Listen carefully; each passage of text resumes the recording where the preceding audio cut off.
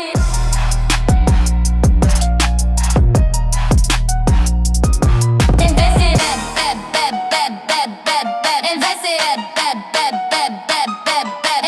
Welcome to another episode of Invested, where we talk the ever-evolving world of the creator economy and our $17 million Regulation A equity crowdfund on Start Engine. I am your host, Isaac Hayes III, founder and CEO of Fanbase. And to my immediate left today is Head of Partnerships and Communications, Noah Washington. It's just him and I today. We're back in 2026 for the first episode. So welcome to this brand new episode of Invested. How you been, man? Man, I have been good. You know, we have a lot to talk about. We have a lot to talk about. A lot of great things have happened since we've last been here. I think our last show was mid-December, right up before the holiday season. Summer Anderson was our last guest. Yes, Thelma was our last guest. And she absolutely killed it, man. But, you know, before we get into it, we have to start with the same, man. Mm-hmm. Why are we here? So we're here because we have a Regulation A equity crowdfund going to $17 million. We kept the round open. The round was supposed to close right before the holidays, but people asked us to keep it open. We kept it open, and we're at $16.8 million. The goal is $17 million. We're less than $200,000 away. We have been, canceling investment of people that are not making it in time to confirm their investment. So I tell everybody, invest while you can. There's only $200,000 left to go. We're raising $50K a day. The raise closes regardless on January 21st. So if you want to get in, invest right now. Do not wait. Go to startengine.com/fanbase to invest. The minimum is $399. Get you 60 shares of stock in Fanbase at $665 a share. Dude, we have to real quick, we have to acknowledge the public outcry. If you guys see on our social channels, there was so much ask and want to extend the raise for people to get in right before the holidays. You know, we had a great slogan quoted by Isaac Hayes III, give stock in your stocking stuffer this year, man. People were like, look, I don't get my money till after Christmas. Yep. And so people were taking their Christmas money, and in doing so, they wanted to invest, and we've gotten really, really close to closing the round. So again, don't waste time. Don't wait. You know what I'm saying? Once you'll feel bad, but like, man, what happened was, no, this is your chance. There's so much that has happened in the world of social media and technology just in this time from December till now. And so, get in while you can get in, man. And thank you to every new investor that came on board during the holiday season and up until now. Thank you for believing in the vision. And with that being said, sir, are you ready to get into our first topic? Yeah, before we do, I want to acknowledge the passing of our dear friend and a guest on Invested, Mickey Lee, who used to actually work with us here at the Fanbase office, in our office in the building. Mickey passed away on Christmas, and she was a dear friend of the show. We all knew her, loved her, cared about her, and we express our deepest condolences to her family and friends. We absolutely miss her. We spent so much time together, and I wanted to take the time to acknowledge that. I don't know if you have anything to say about Mickey. I mean, for those that knew her, Mickey was very vibrant, very colorful, energetic. She had an amazing run on Big Brother, became this national kind of like social media sensation from that show, and she'll be deeply missed. Yeah, I remember first meeting Mickey. It was, that was my big sister in all ways. We would stay here at the office late, just kikiing, talking about the day's work, and Mickey will be missed. I can't say anything. I remember she called me the day before she left for Big Brother. She said, hey, Noah, come down. She wanted me to give her the key. Yeah. Key to Big Brother. So that was a real, we were there to 11, and that was a real moment in time where I got to, I didn't know Mickey for long. I knew Mickey for about a year. And in that time, man, she became big sister, and, any problems I had dating, anything, she was the first, one of the first people I would call and just, chat about it with. So you'll be greatly missed, Mickey. Yeah.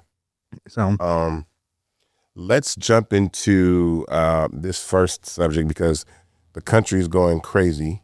Yeah. If you want, I'd like to start off, just read down the facts about what craziness has been happening. Go ahead.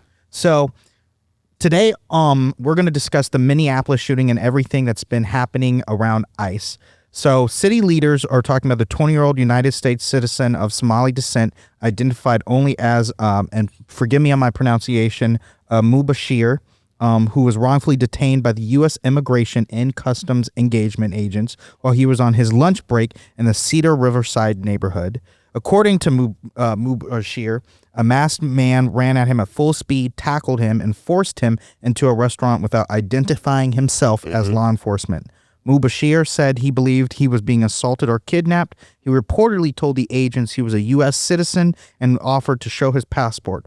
Instead, he was placed in a headlock, forced into a vehicle, and taken to a federal building several miles away. Hours later, after finally being allowed to show his passport, he was released. He asked agents to return him to where he was detained, and he was told no, that he would have to walk back in the snow. At a press conference, Brian O'Hara, the Minneapolis police chief, apologized directly to Mubashir, calling the incident embarrassing for the city. Jacob Frey went further, stating that Mubashir was taken into custody in clear violation of the Constitution for simply walking down the street and looking Somali. Minnesota Governor Tim Walz has sent a letter to Kristi Noem demanding a review of recent ICE operations that are happening in the state and warning that unlawful detentions of U.S. citizens will not be tolerated. Dude, the world is going crazy. I mean, well, we're in the era of authoritarianism as before. Renee Good was murdered by an ICE agent just last week for simply blocking traffic and then trying to flee when ICE tried to open her door. That has really sparked an enormous amount of protest. I think it will be a turning point in the way that the country feels about this administration. And it's unfortunate that things like this have to happen, where it's got to be a tragedy and then people have to, really react and respond. Sometimes for me, when these things happen, the only thing that I can always think about in moments like this, because there was a lot of protests going on this week. Yeah. One thing that I did notice is that, again, we weren't out there.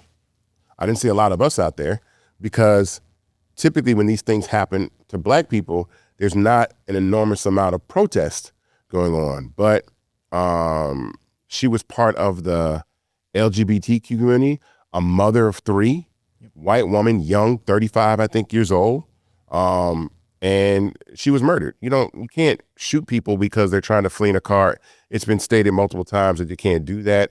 I forget the name of the ICE agents, but the feds have already helped him move and try to get him out of the way, but they're going to prosecute him for what he's doing. They have to, because even the ridiculous part, Kristi Noem was on CNN last night. J.D. Vance has also said this, that the ICE agent in question had a previous altercation involving a car that might have led to PTSD. So the first question that comes into my mind, why was he allowed in the streets? Yeah, and it wasn't that long ago. It was about a year. Yeah, about a year. It wasn't even that long ago.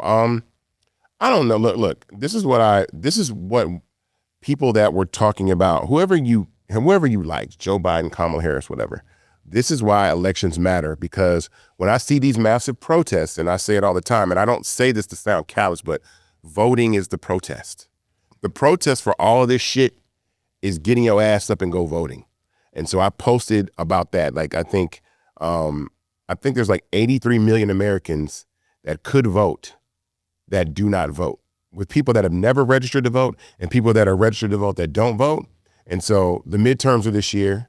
And y'all need to get y'all asses out and vote. I mean, anger and fear are the biggest motivators. And I think people are very afraid and very angry in this country. And I hope it spurs this national movement of getting people to vote all these crazy, racist, white supremacist sons of bitches out of office and take the country back in a direction that has some sort of sanity.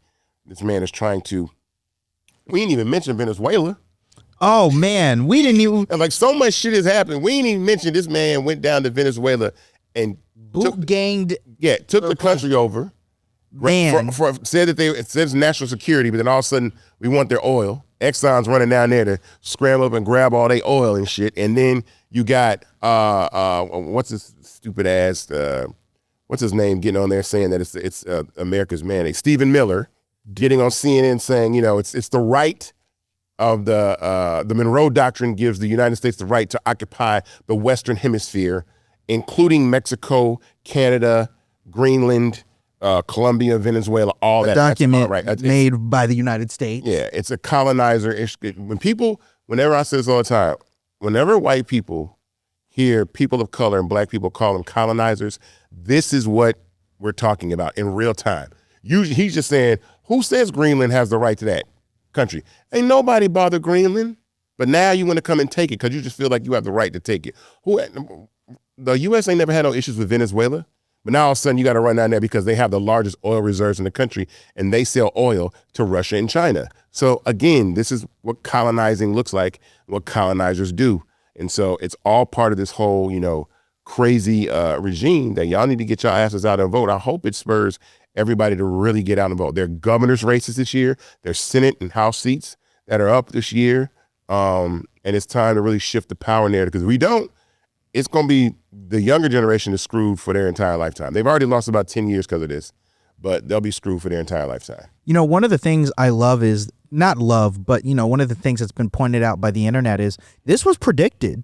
Mm-hmm. For those of you who are fans, one of the ways is if you're a fan of the TV show Jack Ryan and you're into those spy thrillers, they said this years ago, right? That Venezuela was going to be a target by the United States as a result of its oil reserves. Right now we're talking about also going into Iran again, like just all sorts of craziness. We just pulled out. Barack Obama pulled us out of that whole situation. Right.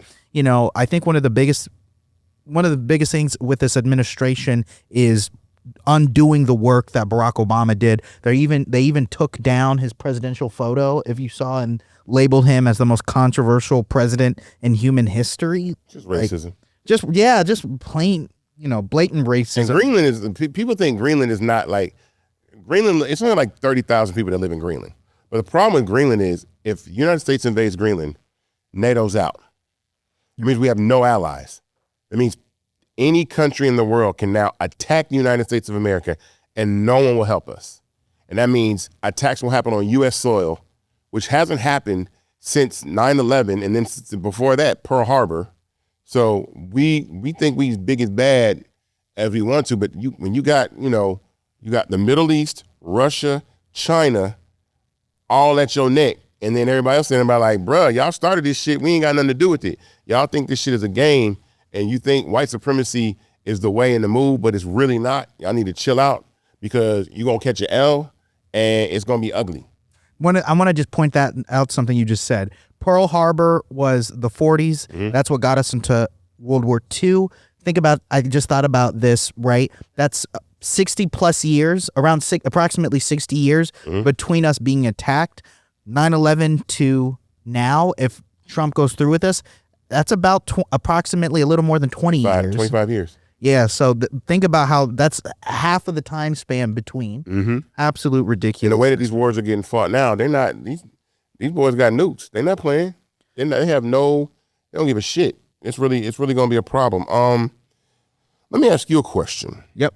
What do you think about ICE in Minneapolis, especially with Mubashir? Because I saw his press conference. His press conference was really, the part that's really damning about that is you can tell he's a well-raised, well-educated, I don't know if you've seen it, a well-raised, well-educated, just young American, Somali American. His parents had to come pick him up. They wouldn't let him walk home. I mean, they wouldn't take him back to where they kidnapped him from. He had to call his mom and dad to come pick him up. He held an amazing press conference. And these people just running door to door, you know what I'm saying, in Minneapolis, just harassing people of color. I think this is authoritarianism at its height.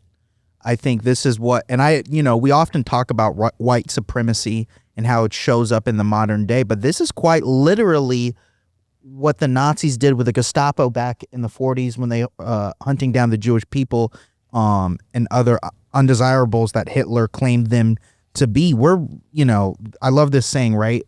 If we don't learn from our past, we're doomed to repeat it. Mm-hmm. This is exactly what it is, and that has come full fold in the fact that book bannings, history being doctored, and people just not knowing. And the crazy part is we have the internet right here. So this is intentional and purposeful. Who controls the messaging and what you see and what is on here? Because now all these other, these corporations, these tech companies are being taken over. that are aligned with the administration that are censoring stuff. We'll get to that a little bit later. What's really interesting is even what you just said is like we'll go into the Department of Homeland Security actually posted a couple of days ago. There's a Nazi song called "We'll Have Our Home Again" that's frequently used by white supremacists, and they posted that on their social media pages. And the Proud Boys have used this. A white supremacist that murdered 3 people in Florida used this song, and it just kind of shows you, where like white supremacy. I've been saying, look, I've been the person that's been saying this for years. Like, white supremacy is not going down without a fight. I've been saying that. I've been saying white supremacy is not going down with a fight, and it's going to get way worse before it gets way better. And this is what way worse is starting to look like. They're openly racist that are out trying to take over the country. And what you don't want to do is people get defeated, tired, exhausted. This is the year that you get up and register to vote. This is the year that you get out and make your voice be heard. And it's so important. I think this is the crazy part of this administration, and we glossed over it just a little bit, and we talked about this in previous episodes too, the fact that government agencies, and these aren't like, one person has full control. When you're a part of an agency or even a large company, there are checks. You got to go to, if you're the social media manager, you got to go to your boss, who's typically head of marketing, communications, right? They got to go to their boss and then get the approval. So this is multiple people who are saying, yeah, go ahead and post this. I don't believe that, though. I believe that there's an inner circle. I believe there's people that work for the government that are Republicans. Everybody ain't on board with this shit, because a lot, even with the Epstein stuff, it's so much stuff that has happened just in that last month. Epstein files, Venezuela, Minnesota. It's like, there's a lot of people that are removing support and pulling away from support from this administration. So that the cracks are starting to show in this administration. Well, we've seen that in real time. This isn't me endorsing a candidate at all, so please don't take this. But Jeff Duncan, he appeared at the DNC convention endorsing VP Harris. Yeah. I agree with you. We're definitely seeing splinters in the party, but my thing is, this is no longer the Republican Party. This is the MAGA party. White like Nazi party. It's the exactly. Party like the Nazi party. We're seeing some. I don't even want to say some. We're seeing some people distance themselves from the Trump administration, but even then, it's not en masse. And this is multiple people. Multiple people are involved. Because even a few months ago with ICE, we saw that they put the Pokemon theme to a video. Like, you're attaching. Oh yeah, they making jokes at everything. Yeah, like you're attaching childhood nostalgia to acts of horror. That's intentional, in my opinion. It's psychological warfare. Exactly. This is thought through.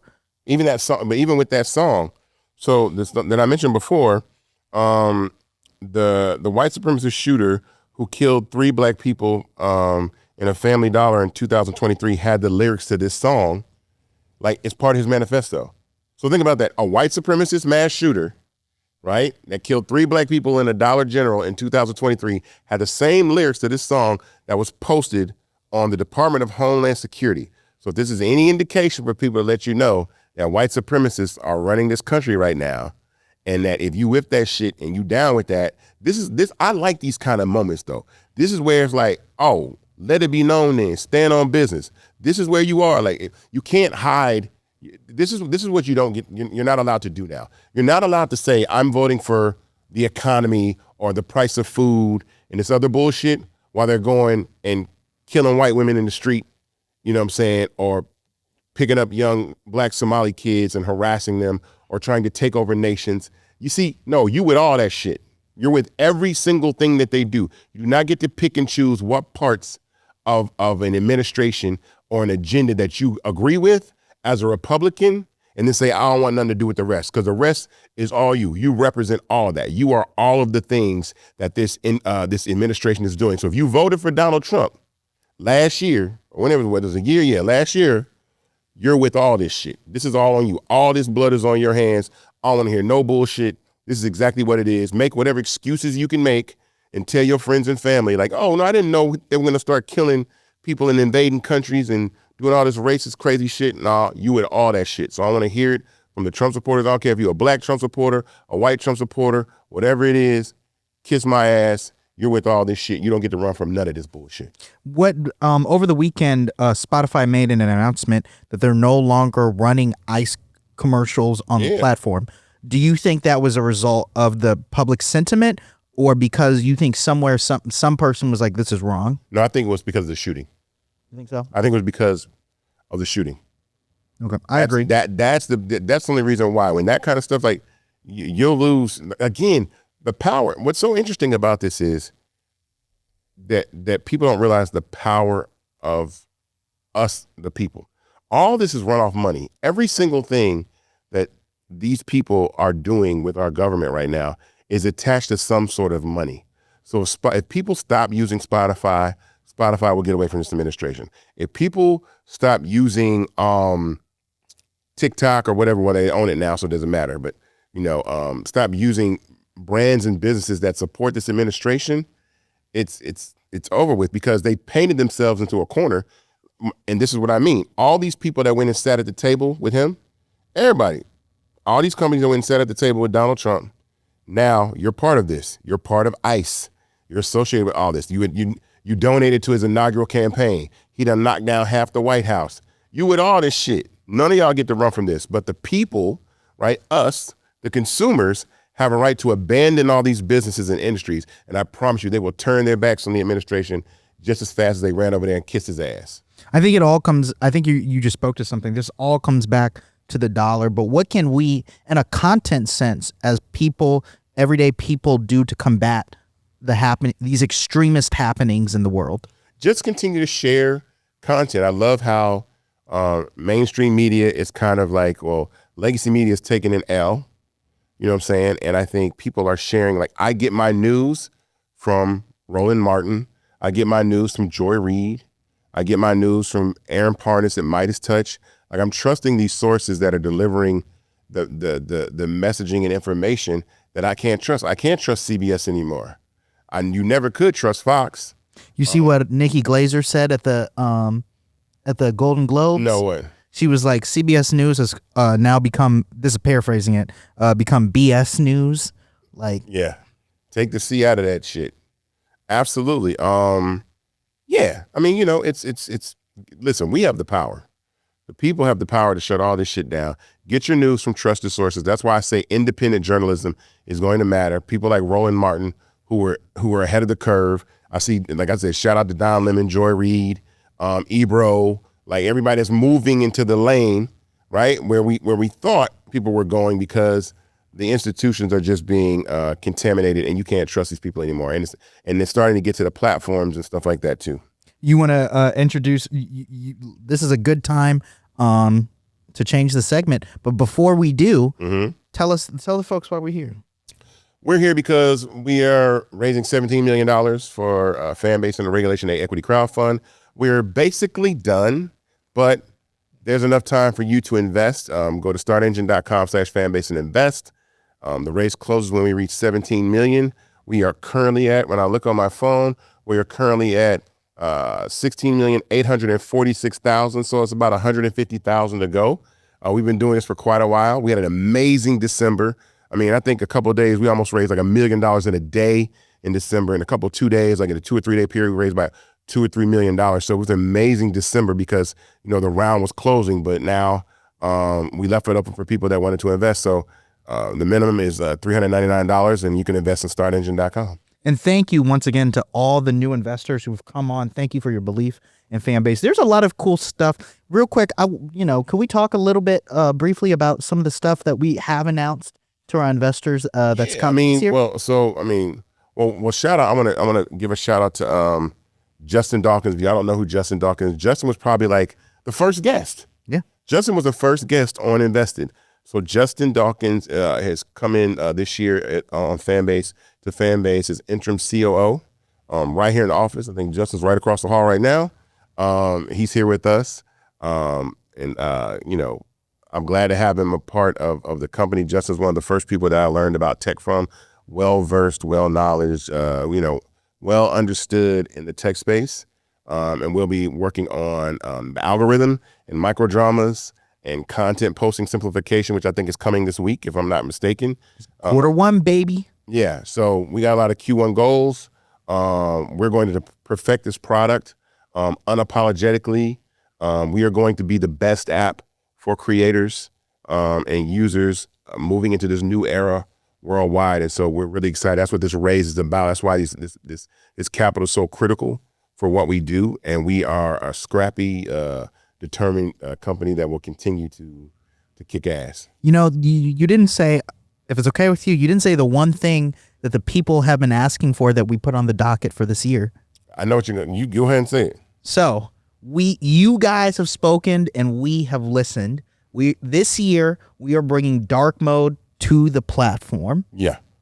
You see, I had to look back and see if he was cool with it. So Oh. we are bringing dark mode to the platform. So that'll be done this year. So just stuff to look forward, really exciting stuff to look forward to. Should have dark mode done by Q1, Q2. Honestly, I'm going to just say it. We're giving ourselves, in building a business, and this is the thing for any entrepreneurs out here to understand, that you have to give yourself unrealistic goals. Because even if you fail at your unrealistic goal, you've accomplished more than you thought you were going to. So if you feel like this is 100 things, we got to do 100 things in 90 days. Even if you get to 88, trust me, you've gone way beyond what you thought you were going to do. And for me, I think I want to get really unapologetic about delivering the products that people want for this app in a way that we have never done before. We've been working hard, but I like perfection. I don't like criticism too well. And this is actually a resource that's going to be needed. Fanbase is needed. We need platforms like this. We're going to need people to make money. It's getting dark out here with people, the economy, being able to actually make money, being able to actually communicate on trusted platforms. And so I'm excited, about what we're doing. So with that being said, going back, do you want to introduce the Midas touch? What's going on, Mr. Aaron? You go ahead. You do it. So here it is. So political commentator and journalist Aaron Parnas. Sorry, let me restart that. Political commentator and journalist Aaron Parnas, who is affiliated with the media group Midas Touch, has been sounding an alarm. He's been out here on the streets like Don Lemon, like Joy Reid, for creators who have been quietly experiencing for months TikTok's suppressing their content, limited reach, and in many cases, their content removed entirely. This is happening ahead of the January 21st United States takeover deadline involving TikTok. And I don't believe, and we've talked about this, that this timing is coincidental. According to Parnas and other creators tracking platform behavior, accounts that focus on political analysis, breaking news, or criticism of power structures are being hit first. Let's get into this, man. So the first question I have for you is, what exactly is Aaron pointing out with suppression on TikTok, and why does this timing around January 21st matter so much? Because TikTok was acquired by Oracle, Larry Ellison, which is deeply tied with the Trump administration. So the algorithm, what content is being able to be seen. So the truth that matters to people, he's pointing out that news creators are having their posts pulled down, their content suppressed, and I think some of them even having their accounts banned. And we knew this was going to happen when people took over TikTok, especially in the world of politics, because the fastest way, the most effective way to communicate with Americans is through their phone. We are all on these devices. Nobody is looking at the TV. I'm telling you right now, TV is dead. This is the new TV. If you want to know what the new TV is, the new TV is in your phone, and it can go wherever you want to go, right? It can move off the wall and move around. And you can watch content, not at 6 o'clock news, not at the 10 o'clock news, whenever the news breaks. This is the freedom that gives people the ability to communicate with your community, your constituents, the American people, about safety, trust, and all that. And TikTok is now a company that is going to suppress that content and really ruin the platform, for the people that really enjoy what the platform is all about. So let me ask you a question. You and I both put news on our platforms, right? You have special content that you label news, and I have content that I label news on a much more local level. Do you see discrepancies in between your more general posts speaking about your usual music, stuff that's happening in tech, versus the content that you label news? Not really, because number one, I try to create headlines that I know connect with people. Like it might be a news story, but I try to tell it within the framework of our people, how it affects us. If I'm talking about copyright terminations, every artist in the world can terminate their copyrights. I'm talking about you R&B singers and you rappers. That's all I care about. Black people that built hip hop and R&B in the music industry have been more exploited than any other race. When it's time to terminate your masters and your publishing, I'm going to talk about that. I'm going to have that conversation about that with my people. So I always tell these stories through the framework. Black inventors, black creators that are having their IP stolen, things like that. Like, I'm always going to tell it from that framework, and that actually resonates very, very well with our community because nobody's talking about stories from the perspective or the lens in which matters to us. We tell the story, but don't tell our story. That's what I say all the time. Don't tell the story, tell our story. That's why I've been critical of Black media. I mean, somebody hit me in my DMs and said, every Black media outlet should be talking about what you're talking about terminating masters and publishing and the ability to get that messaging out and how important that stuff is. And yet they're not, because they don't control the infrastructure. They're not allowed to get up there and say what you want, when you want, how you want it, and whenever you want. And so that's what I use my platforms for. I tell everybody, I turn my Instagram page into news. I'm gonna have some fun, but it's a growth hack for me. I turned it into news because nobody's watching the news. So that's why my content gets millions and millions of views now, because no one's watching the news anymore. So they're like, I know I can go to Isaac's page and see that. I told you when I met Pastor Jakes in December, that's the first thing he said to me. He goes, every day I open up my phone, I see your face. And I'm delivering messaging and news to the people in the way that serves them both. And I blanket every platform. I post Fanbase, Instagram, Facebook, TikTok, LinkedIn, Threads, Blue Sky, Twitter. Like, I'm everywhere, right? I'm getting the message out to as many people. I'm going to where the people are. When it comes to getting the messaging out about our community, I'm not shy about using other platforms, especially to disseminate that message. But for us, and with the censorship and the things that are going on, that's why Fanbase is going to matter more than ever, because you're going to start to see this year the platforms, your content is going to get crushed, because they're going to be doing it on purpose. Let me ask you a question. Why do you think political creators are being suppressed before lifestyle, entertainment, any other type of creator? Because the news is the truth. It's not pop culture. It's what's going on in your life. Are we going to war? Is ICE killing people? Is the administration racist? Are they trying to steal oil from Venezuela? Like, all the things that they're doing, they don't want you to know that they're doing, or they want to frame them in a way or shape them in a way that looks like it's patriotic, American, and the right thing to do, when it's all a bunch of bullshit. And that's really not what's going on. So that's why they're being attacked, because they're telling the truth. That's why social media matters so much, because it's a way to disseminate information in real time. It's kind of interesting that, I'll say this, kind of interesting that Twitter was the beginning. Twitter should have been Twitter was the spark that should let everybody know that this is how news is going to be disseminated.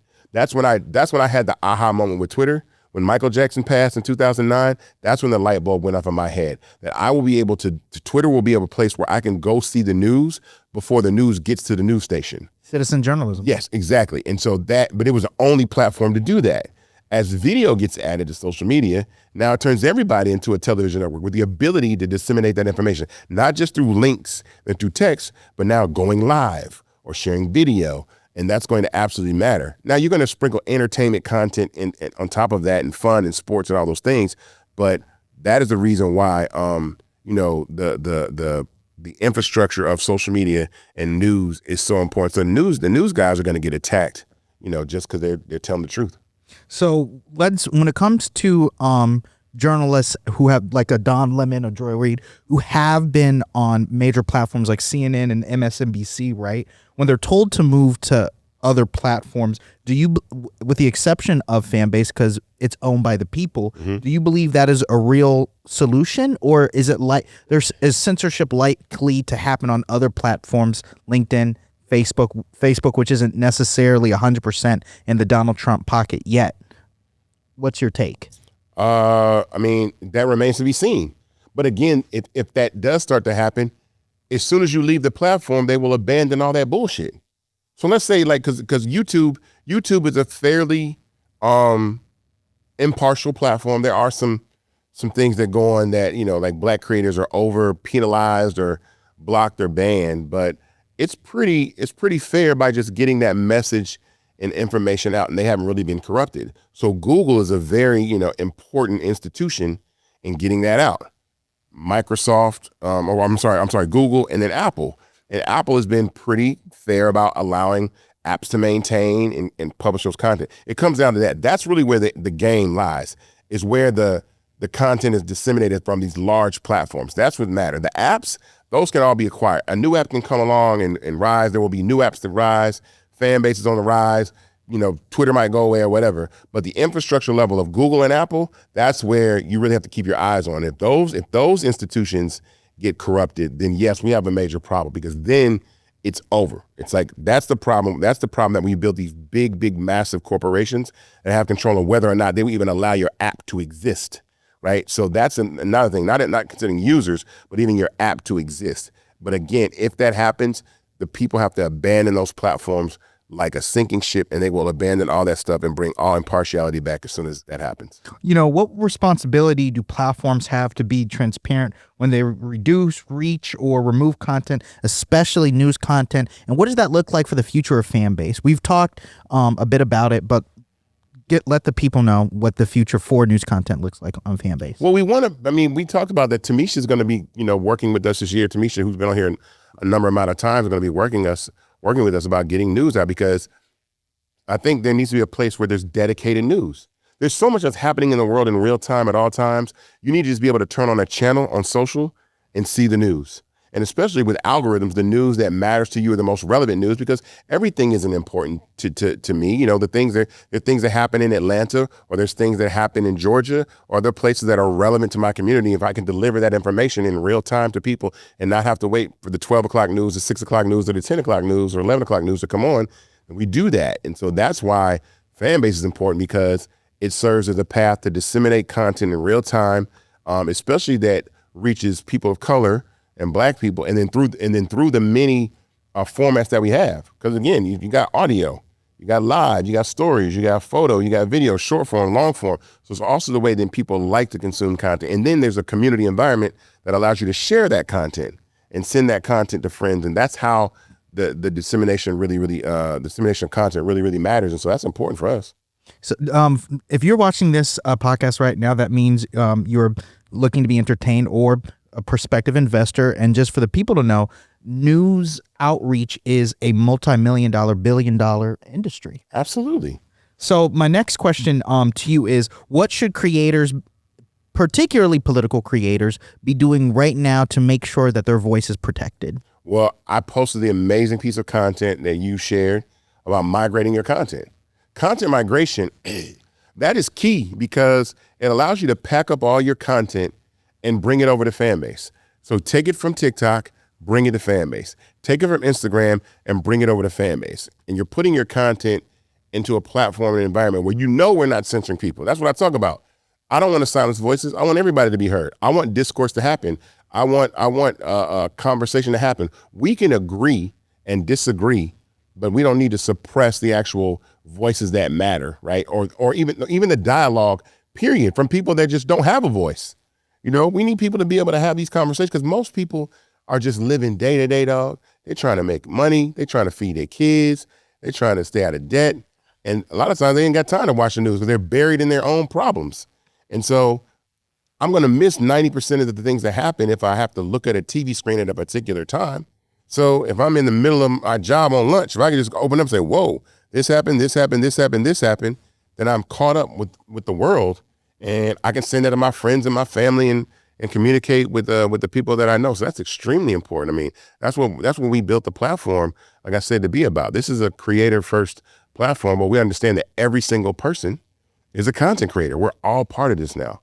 We all have to do our part. We all have to engage, share, comment, post, like express our opinions. That's how movements get started. And so this is a real, social, I call it, the social economy, but social media is the new television. So we're leaning right into that. So one of my last questions is, being that the Ellisons not only are now have control of, are definitely going to have control of TikTok. But they're making their bid for Warner Brothers Discovery. Do you believe this marks the beginning of broader media control in the United States, or hopefully is this a temporary transition period? I believe it's an attempt. I believe they're going to do that, but again, these nothing. So put it like this: Ellison's can buy. Larry Ellison can buy TikTok all he wants to. If everybody leaves the platform, he ain't got shit. So just staying there is giving power to the people that oppress you. I had a friend of mine, I'm not even gonna say his name, but I had a friend of mine send me the post about Aaron Parnas, this one we're talking about, right? And my response to him was, yep, but yet you're still on Clubhouse having that conversation. You see what I'm saying? It's like, yeah, but you're still there. See, people think that like, it's almost like people think, well, what is my little audio room gonna do? It's not about that. It's the hundreds and thousands of audio rooms that are happening on platforms or the hundreds and thousands of posts that other people are posting collectively that keep the platform alive. You're creating all this engagement. You're creating all this data for them to use to retarget and all this kind of stuff. So collectively, when we take our hands off the wheel and walk away from these platforms, they're literally worth nothing.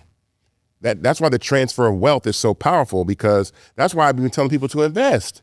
It's like, if you can leave one platform and go to another platform, and by going to that platform, you own it, because all I hear now is people, well, we need apps owned by the people.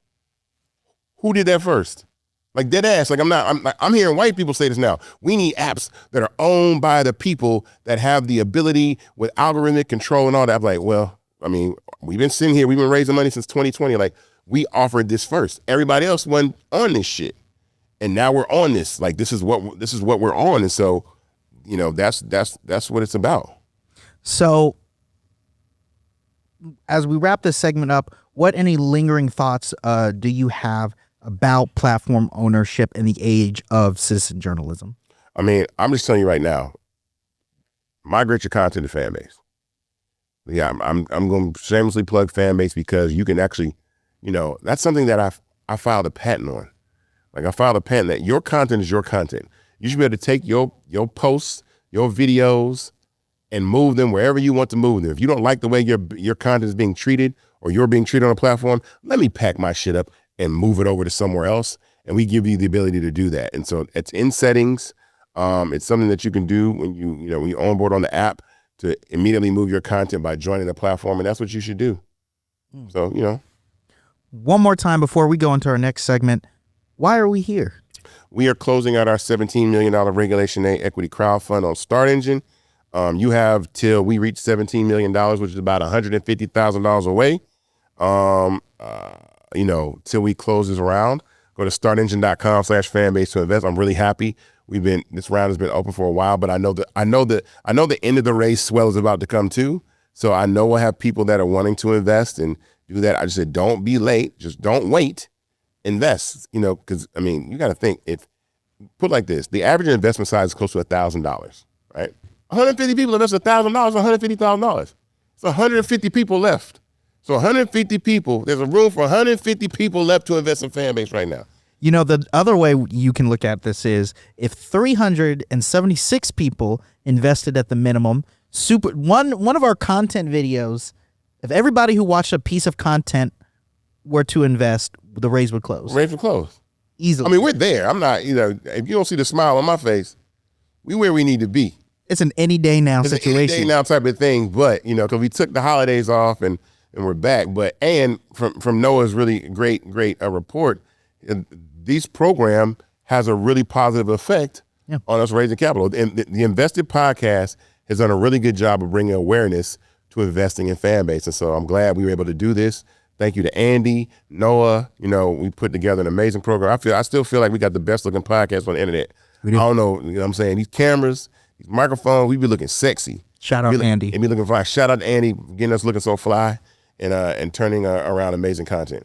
So this is more on the entertainment side, and it's a little bit of a fun situation. You'll let me. You want to do it? Okay. Okay. So, all right. So if y'all don't know who Kristy Scott is and her husband Desmond Scott, they are this really cute couple that he like adores her and she does these wild and goofy things, and they have been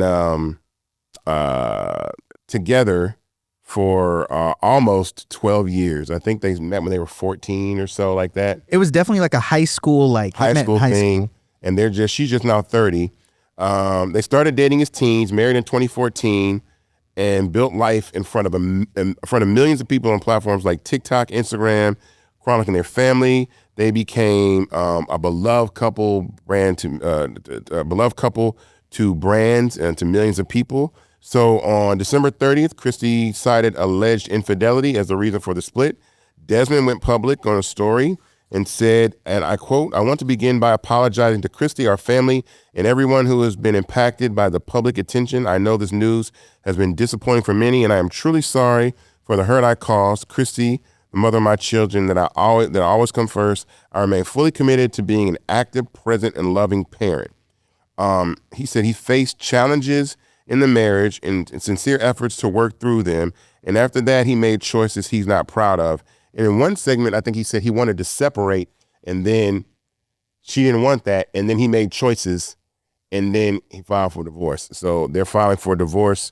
A lot of people have been really talking about this because they are like this perfect couple, you know, because he's funny. He got this amazing laugh. He's funny. He's hilarious.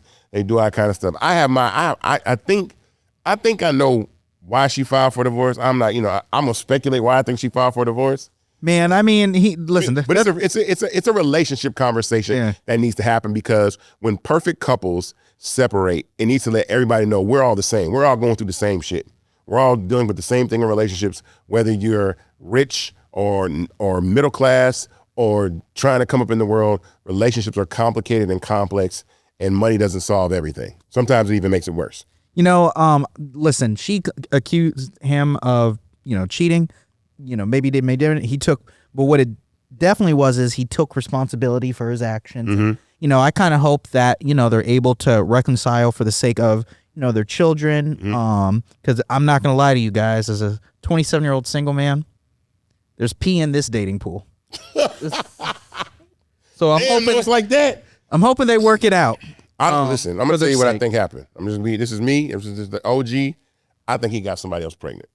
Oh, because that's the only reason a woman, if you cheat, a woman going to say infidelity, and then you were divorced after 14 years of marriage, But you know what? I think things are a little different now. Like, I think there's there's a lot in this situation, right? There's self-respect that she probably has.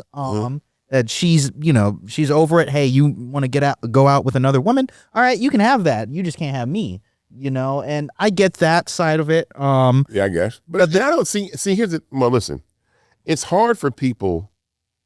So I'm kind of glad that I didn't get married in my 20s, because I really didn't know me. I really didn't know what I wanted out of life. I really didn't understand. And I know we push marriage so much, and I think it's necessary. I think coupling and families are extremely important. But a lot of times, we don't know ourselves. And it's funny because Ryan Davis has been posting these clips online.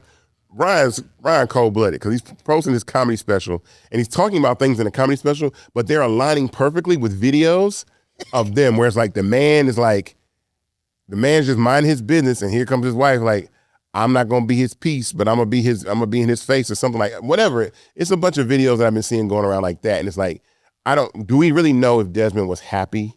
Do we really know if he felt like part of that? You know what I'm saying? My thing is, like, when you meet at such a young age and you're committed, I fall on this side with you. Like, for me, I'm only just now figuring out, all right, these are the things I want. These are the things I want out of life. So at 14 years old, getting married in your early 20s, like, there's no way anybody has that level of discernment to say, this is what I want. And then you get money and fame. And I'll say this, look, this is my personal opinion. You can be rich, married, and faithful. I agree. Yeah. I absolutely agree. You can be rich, married, and faithful. What I think it is impossible to do is be rich, married, faithful, and famous. Fame is the killer. There are plenty of rich, married, faithful people out there. Plenty of them. Millions of people. Fame is the killer, because fame, it changes the level of attention that you get. It's not just like Desmond. Like I've seen their journey. He done got a beard now. He done got the Drake beard. You know, he got money. You know, he got a pretty wife. Like the DMs was probably flooded. Oh yeah, we as men are definitely weaker, and like we give easier into temptation like that. Well, because this is the thing though. As Chris Rock said, men are as faithful as their options. You know what I'm saying? And so again, if they've been together that long, if that's the only woman he's ever known, I'm a big fan of love. I'm not here to poo-poo on love, but men know the curiosity that's like, bro, I'm married. I'm like, I don't even know myself. I got money, great life. I'm doing all these things, and maybe he just was like, yo, this is not really what he wanted to do. Man, didn't really want to. You know, I think each year a couple, when you're in that same situation, you got to have that conversation. Yo, what do you want? I think even on a basic level, any relationship I've been, or at least long term, it's always been, hey, check in. What do you want? Is this the direction you want to go in? Mm-hmm. But I don't think enough people have those conversations. I think things are happening so fast. You're making a ton of money. Yep. Life is great, but money isn't solving it. Money doesn't make you happy. You know, I think that's all at times. I'll compare this to like when you see people go on reality shows. Usually the husbands be like, the women be they be the stars. The husband be in the background like, I ain't really signed up for this. And then before you know it, he got a side chick. You know what I'm saying? That's how, I feel like that's happened on every Real Housewives. Every husband that goes on Real Housewives of Atlanta or Housewives winds up having a mistress or something on the side because the wife is the star of the show. The dudes didn't sign up for this, but you are now also famous because your wife is famous. And now other women are like, well, I want him. And I'm trying to holler at him. And sometimes dudes just fold. I'm not saying it's right or wrong. I'm just saying that's what happens. That's why I say I've been asked to do reality shows throughout the last 20 years. And I said, I will never do a reality show when it comes to those types of shows because it will always attract the type of women and attention that I don't want and push away the type of women and attention that I do. That's why I've never done it. I've been asked to be on, man. I done got Love and Hip Hop calls. I done got Housewife calls. Like, I'm cool. I like my privacy. I'm good. I don't need to be on none of that shit. Like I'm building my $1 billion business and I like privacy and I like my freedom and I wouldn't do that. So my final question to this is, you know, I've seen so often that when it comes to gender wars, it's typically the black community that's at the center. You may hear about a Kardashian. Taylor Swift is probably the most notable person outside the black community who's had the relationship spoken on. Why us? I think we are so emotional and being loved and being cared about and being protected is something that we haven't known as a people. You know what I'm saying? Just coming out of slavery and all these things that, you know, the trust, I mean, the identity of who you are as a person, getting to know yourself. And also I say this quite often that we're the only community that puts our gender before our race. Yep. Listen to what I'm saying. And I'm going to say this. We're the only community that puts our gender before our race. We are black before we are anything. And so when you see these men versus women, like when everybody has an opinion about who did what or who did right or wrong in the relationship, is because when you're black first, your identity is rooted in your community and your culture. That's why you don't see these gender wars in the Asian community. You don't see these gender wars in the Latino community. You don't see these gender wars in the white and Jewish community. You don't see them. You don't even see them in the African community, typically. You know what I'm saying? But America, we don't have any nationalism. So if you're black first, you care about your people first. But we care about it's men versus women before it's black versus everybody. You understand what I'm saying? That's the part. It's black versus everybody that don't F with us first. When you have that, you're going to protect your women. You're going to respect. There's more respect that you're going to have for the women that you date. Like I said, I've never been with white women, no shade or nothing like that. I've always been attracted to black women. So I'm always black first. I'm always thinking about that. So when we're not rooted in that, it's easy. It's easy for black men. Matter of fact, oh, this is crazy. This is a sidebar. Someone sent me a video and I saved it and I'm going to play it because this was an audio room that was happening on Clubhouse, and the women in the room were talking to a white man about how they hated black men, and they didn't want to, and they wanted to not even have a world with black men. I'm not even lying. Let me pull this up right now, and I know it's a fly on Audible, but you need to hear this because this sounds crazy. The goal of this conversation should be to like progress, right? Unless you're ladies that you don't want to deal with men at all, then we should talk about it. We don't want to deal with black men at all. I love all men and not black men. Just not black men. Well, is there any women here who don't want to deal with men, period, or is it just black men, or is it a mixture? It's just black men, and we actually want non-black men's help in these corrections that you speak of. So what are the corrections that you're looking for specifically? Force, because that's the only thing that's gonna work. But I mean, what are you looking for black men to arrive at? A place of understanding of like, what do you want to see? Well, we believe that there is no hope for them. That we don't believe in changing their minds. We don't. But I'm trying not to say what I really want to say because you're on stage. But if they could not exist, hey, we wouldn't be mad at. Bro, she said if black men could not exist, we wouldn't be mad at that. That's what I'm talking about. Ain't no other race talking about. If Asian men couldn't exist, we'd be happy. If Latino men couldn't exist, we'd be happy. That proves exactly what I be talking about. That's crazy. You think we've been indoctrinated into that mindset? Absolutely. And that's what I'm saying is like, this is the only city in my mind that always keeps, to me, keeps black women at the forefront of my thoughts at all time. Because I see so many black women. I see so many professional, successful, amazing, beautiful black women. We got Spelman down here. We got Georgia State. We got Clark. You know what I'm saying? We have these amazing colleges. We have all these female entrepreneurs. We have black political leadership. We've had Keisha Lance Bottoms. We've had Shirley Franklin. We've had Stacey Abrams. You know, we've had black women are always part of the conversation in Atlanta, Georgia. So I think that's why, we feel and have, think the way that we do. With that being said, are there any lingering thoughts that you have on this, man? This is just real sad. As I said, I hope that Kristy and them are able to working out. Listen, hold on. I ain't trying to sound like an asshole. They'll be all right. They 30 millionaires. They're both beautiful. They've had 2 kids. Like when it comes to life's boxes, they've checked off almost all of them. They've been married. They have 2 amazing children. They're successful. They made a lot of money. And just go figure your lives out. It's okay. Like life is not going to be perfect. Just figure your lives out. Continue. And maybe they'll reconcile. They're young enough. Maybe they can figure things out and reconcile later. He can get his family back.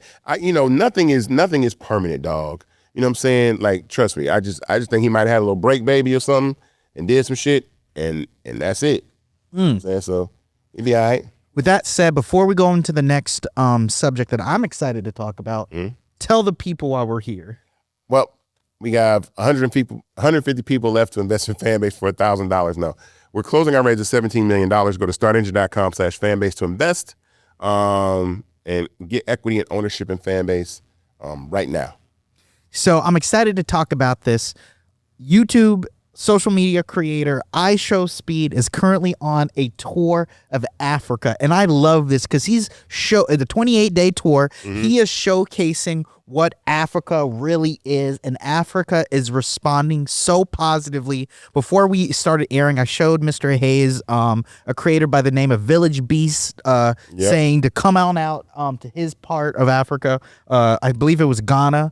To come just race him, and the excitement like in this and the waves he's making is worth talking about. So the reported countries on this tour include Algeria, Angola, Benin, Botswana, Egypt, Ethiopia, Ghana, the Ivory Coast, Kenya, Nigeria, just to name a few. And what makes this tour significant is he really is reclaiming the narrative about what Africa looks like. It's cities, it's not it's not just jungles and people with sticks and spears and shit. Like let's be clear.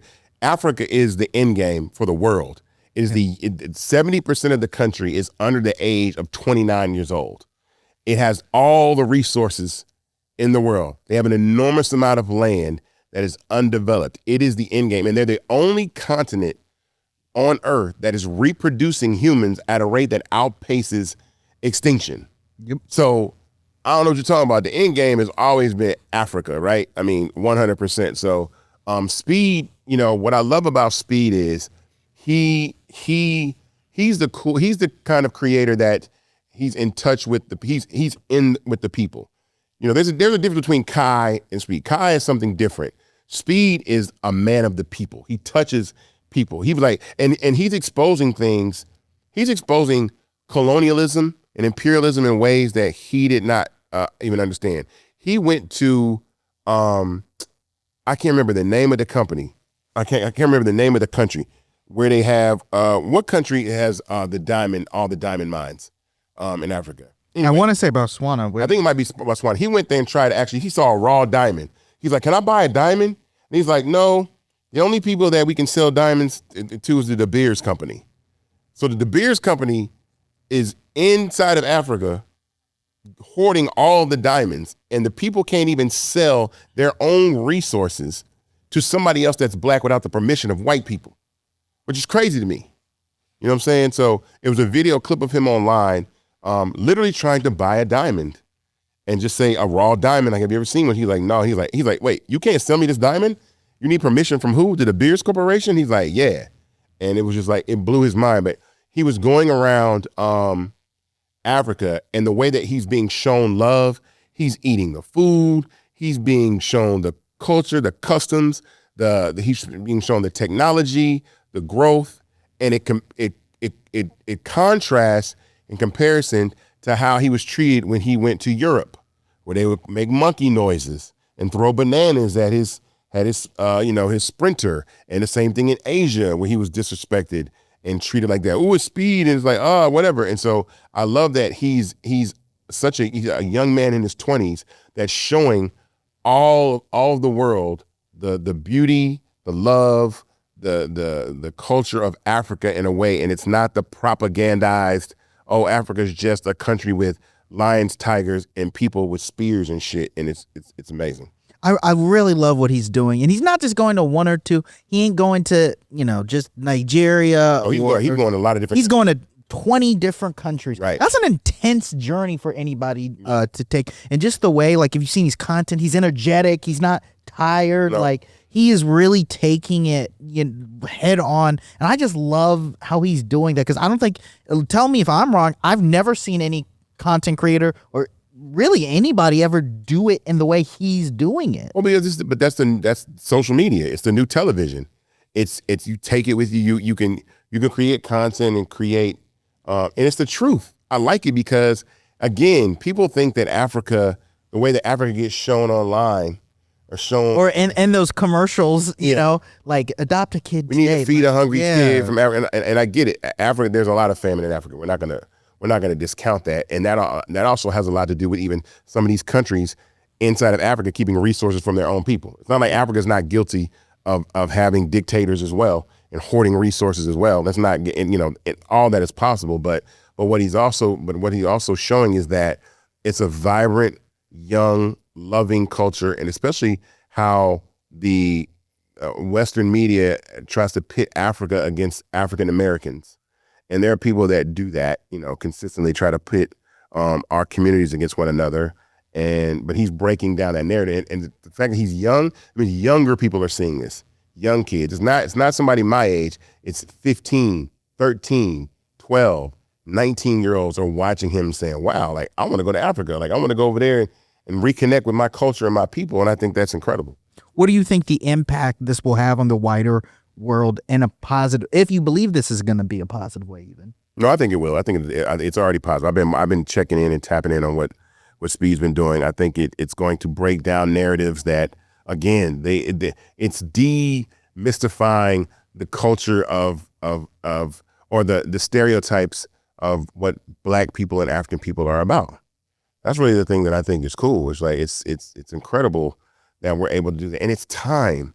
This is kind of like the era of truth. Like all this bullshit that people have been trying to say about Black people. Like there's not a day that I don't open up my phone and I see something crazy about some sort of inventor trying to steal something.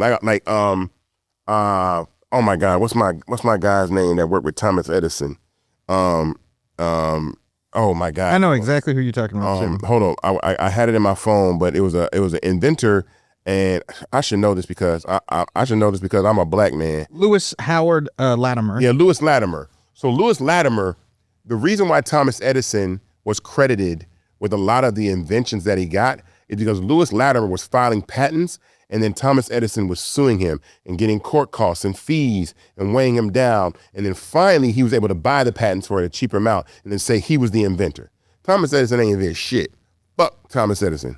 You know what I'm saying? Like Lewis Latimer was the one that was inventing all these things. But again, I'm tired. Like we gotta demystify these myths. The Pilgrims didn't come over here and shake hands with the Indians. That was some bullshit. You know what I'm saying? Like, Thomas Edison didn't invent the light bulb. He stole his ideas by consistently taking someone like Lewis Latimer to court and being able to bury him in court costs and fees. He defended, I think he beat Edison 4 times in court, but he had over 60 patents. So it's tons and tons of stuff like that was going on. But finally he got worn down. He died broke in an unmarked grave. You know what I'm saying? And now we call Thomas Edison the inventor of the light bulb.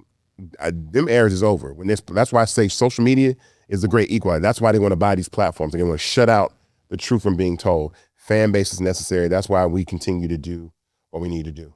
I love that. Are there any lingering thoughts you want to touch on this about before we hit our final topic? No, I mean, shout out to Speed. I love Speed. Continue to do what you're doing. Continue to spread the message of positivity and show the world what Africa is really about. One more time before we get into our last topic, why are we here? Startengine.com/fanbase to invest. The raise closes when we reach $16 million. We're at about 16.85, so about 150,000 to go. Based on the average investment size of $1,000, that means about 150 people can invest in Fanbase, and then the party's over. So we're going to get into our next topic. Everybody's favorite fast fashion brand. Let me do this because this is my area of expertise when these people be tripping and stealing. So I saw this story, and plus it's also Atlanta. Yep. Atlanta's part of this. So Shein is under fire after a black-owned Atlanta brand called Dulce is alleging that they stole a photo from their promotion on social media and used it in a Shein ad. The fashion giant Shein is under fire after being called out by the founder of Dulce, an Atlanta-based creator that goes by the name of Jay the Gym on social media, says that she not only used the image without her authorization, so she basically posted an image on her social media promoting her brand with people holding her, like 2 women holding her bags, 2 black women holding her bags. Shein takes the image, removes her logo from the brand of the bags, right? And then makes one of the black women a white girl. The original photo featured 2 women of color modeling bags with visible branding. The version posted by Shein removed the brand's identity and apparently changed one of the women to white women. Once the omission and edits were pointed out online, supporters rallied around Dulce, calling out Shein for disrespecting small creators and exploiting their content for corporate benefit.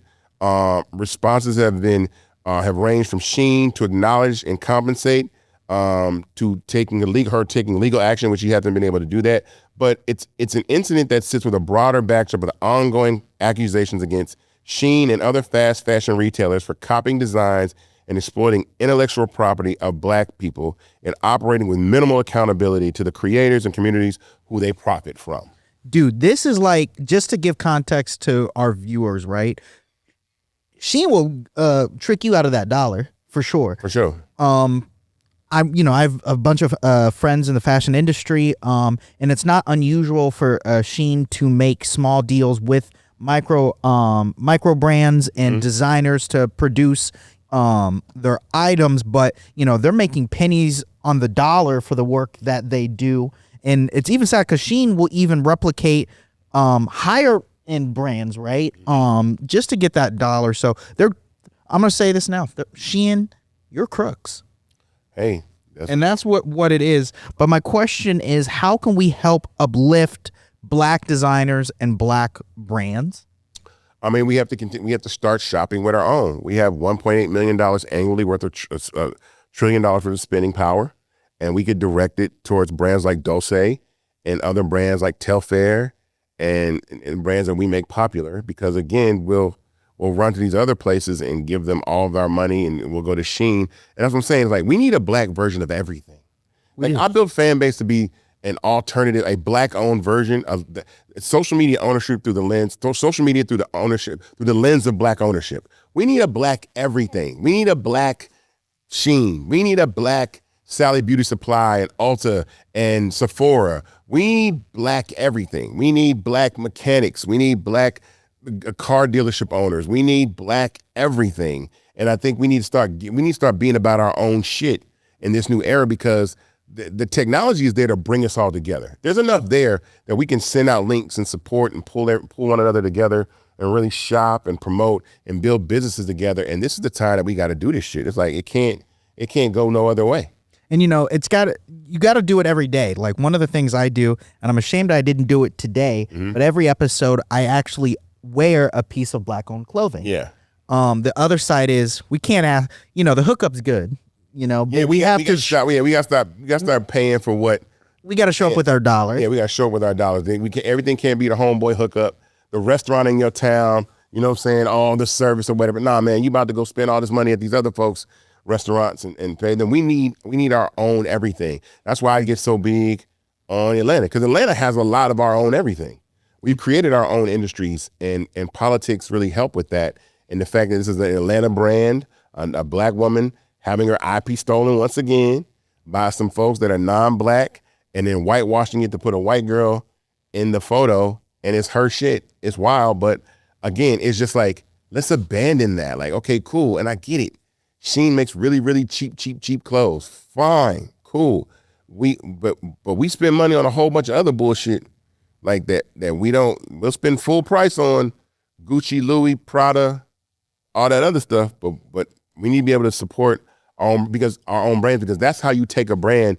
And think about this, like, and again, I know that Kim Kardashian is an amazing person, but like think about what not only black people, but collectively what people have been able to do with Skims and elevate that. But I love what black culture and other people have been able to do with Rihanna and Fenty and elevate that. She's a billionaire because of that. Yeah. Like, we need to be doing that, elevating small businesses to higher levels of growth and success, and just, and supporting our own businesses. You know who's the king of actually doing that, of buying smaller brands and then using his face to raise them up? Who? Ryan Reynolds. Oh yeah. Think about Mint Mobile. Okay, so shout out to Bam, because I'm gonna give Bam a shout out. Yep. Here's the thing. Ryan Reynolds, and I said this before, Ryan Reynolds put $20 million into Mint Mobile, right? And then T-Mobile acquired it for like $1.6 billion, something crazy. And he made $300 million off of it.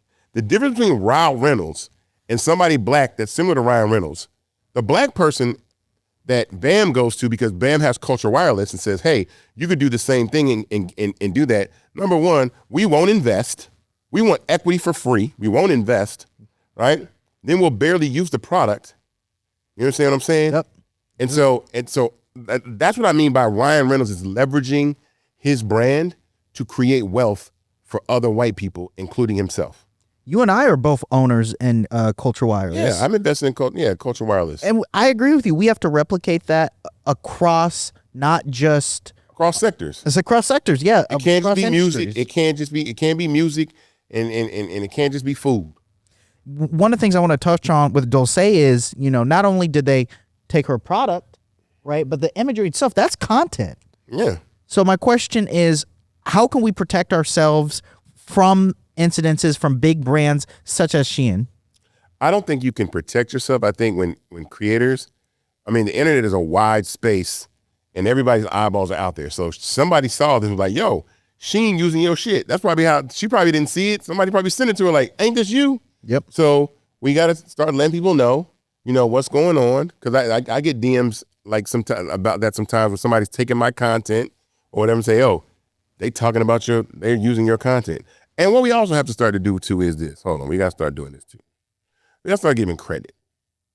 We gotta start giving credit for the people that call stuff out. Because a lot of times, I get it, and I don't have a problem with that. The messaging gets out there, but a lot of the things that I wind up saying, that I know, I'm a researcher.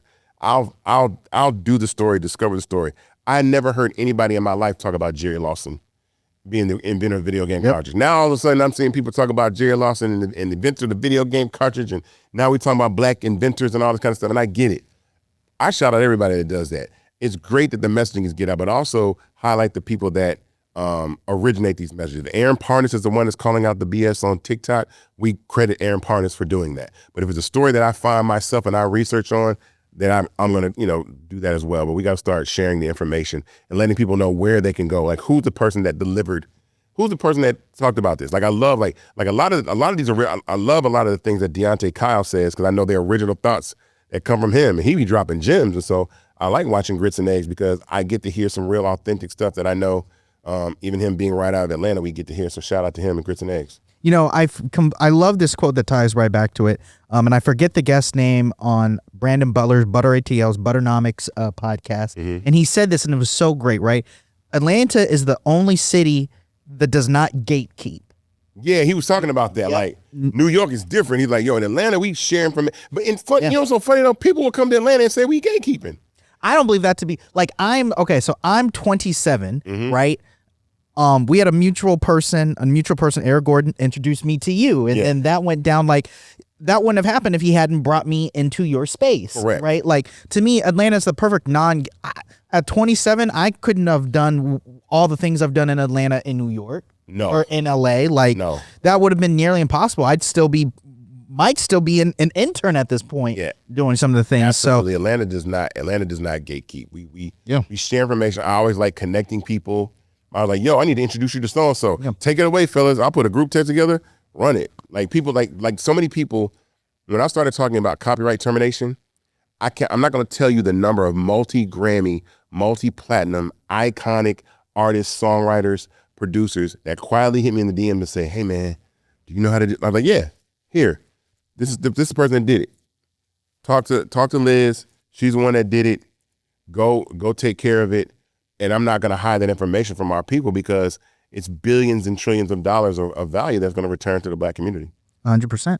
So, sir, before we check out, you have any lingering thoughts on this? Man, 2026, be unapologetic, ladies and gentlemen. Like, get angry, get scared, let your fear motivate you in ways that you didn't think it could. Get active, register to vote.